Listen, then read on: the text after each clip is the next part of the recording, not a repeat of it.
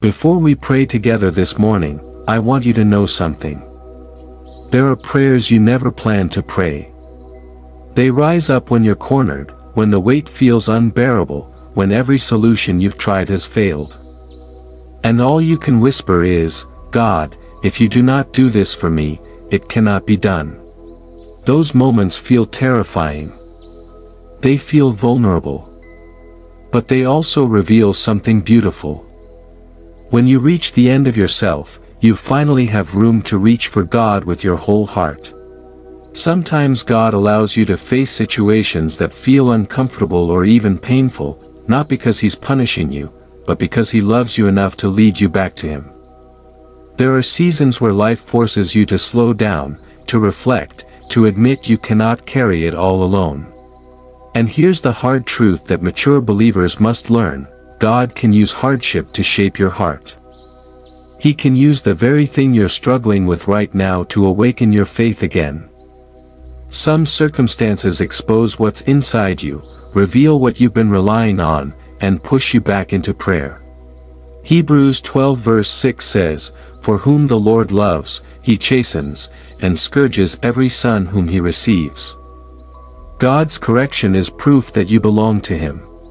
Let me share a story that illustrates this powerfully.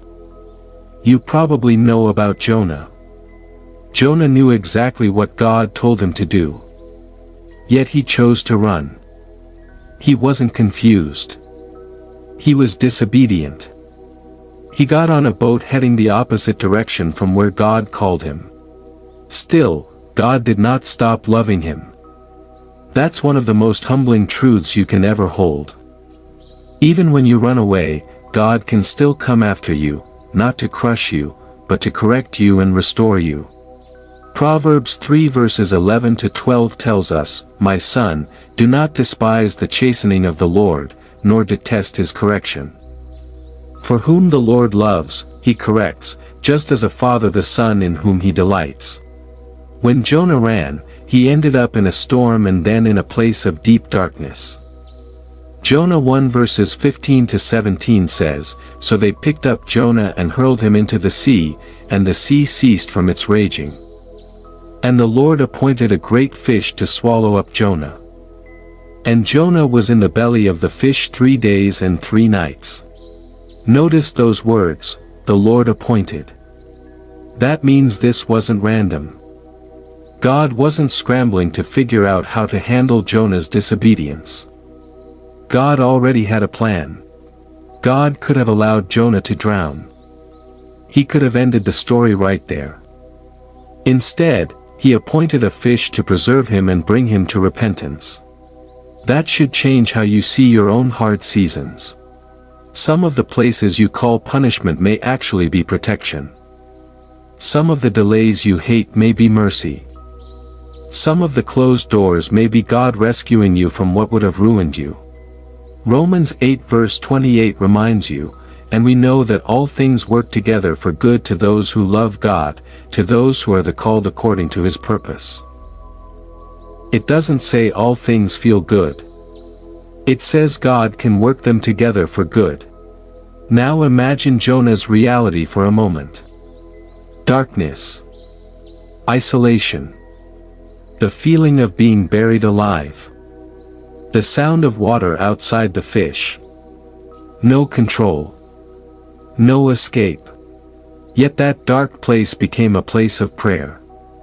Jonah couldn't fix it. He couldn't reason his way out. He could only cry out to God. And that's often where real surrender begins. In Jonah 2, he prays from the belly of the fish, saying he cried out in trouble and the Lord answered him. He speaks of sinking down, of waters closing over him, of being near death. But then he says something powerful, "As my life was slipping away, I remembered the Lord." That's what suffering can do. It can bring you back to remembrance. It can bring you back to humility. It can bring you back to the truth that salvation comes from the Lord alone. You may not be inside a fish, but you might know what it feels like to be surrounded by pressure. Maybe you feel swallowed by anxiety. swallowed by sickness, swallowed by financial burdens, swallowed by relationship pain, swallowed by regret. And in those moments, the enemy tries to convince you that God is done with you. But Jonah's story proves the opposite. Even when Jonah was disobedient, God was still working. Even in discipline, mercy was present. Even in darkness, God could hear a prayer. Isaiah 43 verse 2 says, "When you pass through the waters, I will be with you, and through the rivers, they shall not overflow you.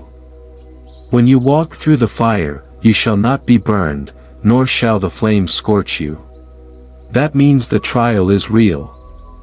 God doesn't promise His children will never face deep waters. He promises they will not face them alone. So here's what I want you to take with you today. If you're in a corner right now, if you feel trapped or overwhelmed, do what Jonah did. Cry out to the Lord. Tell Him the truth. Confess what needs to be confessed. Surrender what needs to be surrendered. Ask Him for mercy, help, and direction. Just like Jonah, you can call out to God and He will answer. He can speak peace into your storm. He can lift you out of your pit. He can correct you without crushing you. He can restore what feels ruined. And He can turn your darkest place into a turning point where you remember again that your salvation comes from the Lord alone. Now let's take a moment to pray together. Dear Lord Jesus, when my eyes see trouble, I want my heart to see You first. When life looks messy and heavy, I want to remember that You are still seated in authority, full of mercy, and able to rescue me. Thank You that no matter how bad things may appear, I can call out to You and You will answer. You are a present help and You are stronger than everything that tries to shake me. Lord, I confess that I often want quick solutions, but today I am choosing trust. I am choosing to look to You. I may not understand what is happening around me, but I believe You understand it fully. I may not know what tomorrow holds, but You already know, and You are already there. So I come to You, Jesus, as my Master and my Savior, and I bring You my worries, my questions, my fears, and the things I do not know how to fix. Your word in Psalm 20 verses 7 to 8 says, "Some trust in chariots and some in horses, but we will remember the name of the Lord our God. They have bowed down and fallen, but we have risen and stand upright." Lord, I do not want to place my confidence in human strength, money, connections, plans, or my own wisdom. Those things can fail and they can disappear in a moment. But You stay the same. So today, I choose to lift my faith higher than my feelings. I choose to rise in prayer instead of falling into fear. Jesus, I believe You are above every situation I face. You are above every principality, above every ruler, above every spiritual attack, and above every burden that tries to weigh down my mind. You sit on the throne with all power, and nothing in my life is too complicated for You. When I feel surrounded, remind me that I am not defeated. When I feel pressed on every side, remind me that You make a way. When my heart feels tired, remind me that You renew strength. Lord, I ask You to use every test and every trial to draw me closer to You. I do not want suffering to make me bitter. I want it to make me better. I do not want pain to make me closed off. I want it to make me more dependent on Your grace. Shape my character in the secret places, in the moments when nobody sees, in the days when I feel weak and unseen.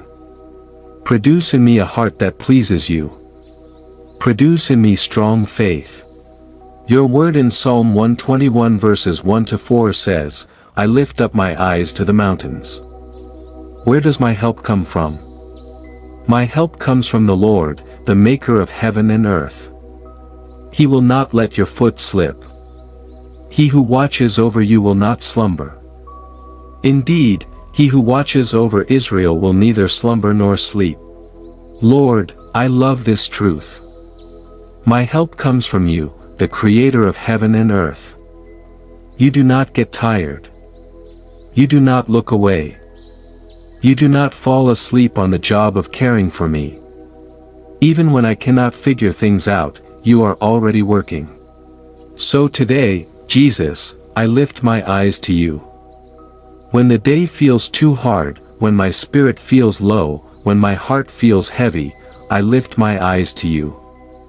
When I feel surrounded by problems and decisions, I lift my eyes to you. When I feel weak in my body or anxious in my thoughts, I lift my eyes to you. I refuse to live as if I have no shepherd. You are the good shepherd and you do not abandon your sheep. You lead, you protect, you provide, and you restore. Your word also comforts me in Joshua 1 verse 9 where it says, "Be strong and of good courage, for the Lord your God is with you wherever you go." Lord, I am not walking through this season alone. I am not fighting these battles alone. I am not carrying these burdens alone. You are with me, and your presence is the truth. Jesus, when I am tempted to worry, teach me to pray instead. Your word in Philippians 4 verses 6 to 7 says, "Be anxious for nothing, but in everything by prayer and supplication with thanksgiving, let your requests be made known to God. And the peace of God which surpasses all understanding will guard your hearts and minds through Christ Jesus." Lord, I want that peace. Help me to pray with thanksgiving even before I see the answer, because you have been faithful too many times for me to doubt you now. Father, I ask that the Holy Spirit would stand with me, strengthen me, and remind me of who you are. Remind me that you are the God who moves mountains. Remind me that you are the God who makes a way through the sea. Remind me that nothing is impossible with you. When my mind tries to replay worst-case scenarios, let the Holy Spirit bring your promises to my remembrance. When my emotions rise and fall, let the Holy Spirit steady my heart in truth. Lord Jesus, your word in Hebrews 4 verse 16 invites me to come boldly to the throne of grace that we may obtain mercy and find grace to help in time of need. So here I am, Lord, coming to you in my need. Give me mercy where I have failed. Give me grace where I feel weak. Give me wisdom for decisions I need to make. Give me strength to keep walking forward.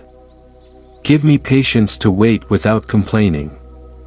Give me courage to obey even when it costs me something. Jesus, thank you that you have overcome the world.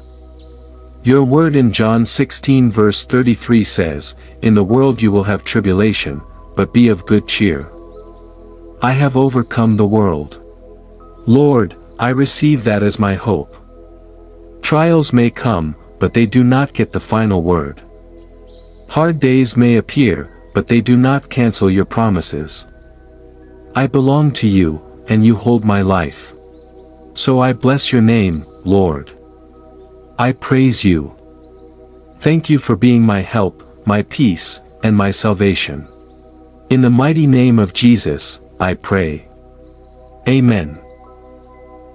If this prayer has touched your heart, please type Amen as a sign of faith. I pray that every blessing in this prayer is now upon you in the name of Jesus. And if you need a special prayer, feel free to let us know in the comments below. We would be honored to stand with you and pray for you. If this message encouraged you today, please hit that like button and subscribe to Hearts in Prayer so you don't miss our daily prayers and encouragement. Turn on notifications so you'll be the first to know when we upload new content. May the grace and peace of our Lord Jesus Christ be with you always. Until next time, remember, you are loved, you are seen, and you are never alone.